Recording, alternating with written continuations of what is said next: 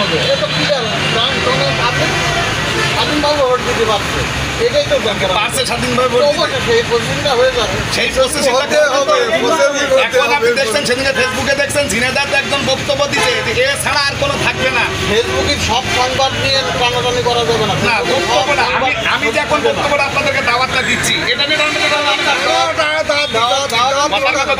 যেই নেতা বক্তব্য দিচ্ছে, যেই নেতা সরাসরি বক্তব্য দিচ্ছে, আমি সরাসরি বক্তব্য দিচ্ছি, আমারটা লাইভ চলতেছে, আমার বক্তব্যটা এইভাবে চলার পরে ওই বক্তব্যগুলো শোনার পরেও যদি আমরা দলের টানে বলি আমি একটা ভুল বক্তব্য দিচ্ছি, আমি একটা এমন করে ফেলা কি না আমার নেতা দরকার, ভালো কাজ সংস্কার আগে চাই, ভালোভাবে চলার দরকার। শোনেন এই তিন ভাগের পক্ষে আপনি আসেন, এই যে সুন্দরভাবে চলছে এই দেশের বড় বড় রাজনীতি নেতারা কি এই সংস্কার রাষ্ট্র সংস্কার হতে বক্তব্য দিচ্ছে আপনাকে? তারা আগেই ভোট চাচ্ছে, ভোট ভোট ভোট, শুধু ভোট ভোট কিছে 53 বছর ভোট হয়েছে, কি পাইছেন ভোট করে? কি কইছেন ভোট করে? আগে সংস্কার করে, আইনগুলো সংস্কার করে, সংস্কার করে লিগ্যাল হওয়া দরকার।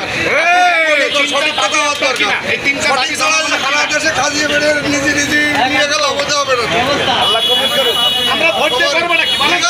53 বছর পর্যন্ত ভোট দিয়ে যারা ক্ষমতায় গেছে আপনি বলেন তারা ক্ষমতাতে টেনে বাজে কার নামাইছেন? বাংলাদেশে যারা ক্ষমতায় গেছে একবার ভোটের মাধ্যমে ক্ষমতায় কারের টানা বাজে ক্ষমতাতে নামাইছেন আমার একটা দলের নেতারে বলেন নামাইছেন?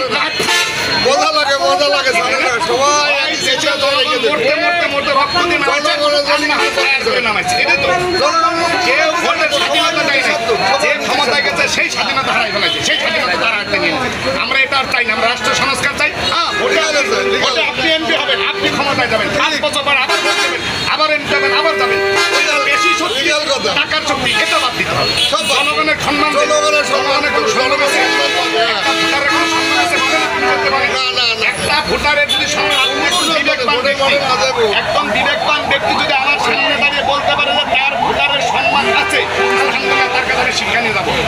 একটা ভোটারের কোনো শান্তি নেই, কোনো সম্মান নেই, কোনো ইজ্জত নেই। সম্মান ইজ্জত আপনি কখন একজন এমপি হওয়ার পরে যখন আপনি এমপির বাড়িতে যাবেন তখন আপনার সম্মান। একটা ভোটের জন্য আপনার বাড়িতে যেটা সম্মান নয়, একটা ভোটের জন্য আপনার পানি খাওয়া যেটা সম্মান নয়, এটা আপনাকে কিনে নিছে। সম্মানটা একটা এমপি কখন দিবে?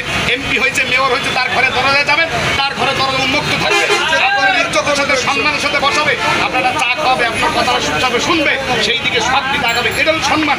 আপনি দেখেন একটা লোক এই সম্মানের কাছে পাইছে ভোটের পরে এমপি হওয়ার পরে।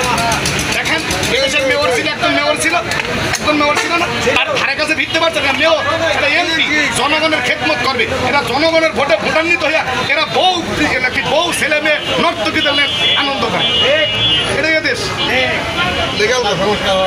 হ্যাঁ গুড, থ্যাংক ইউ, ধন্যবাদ।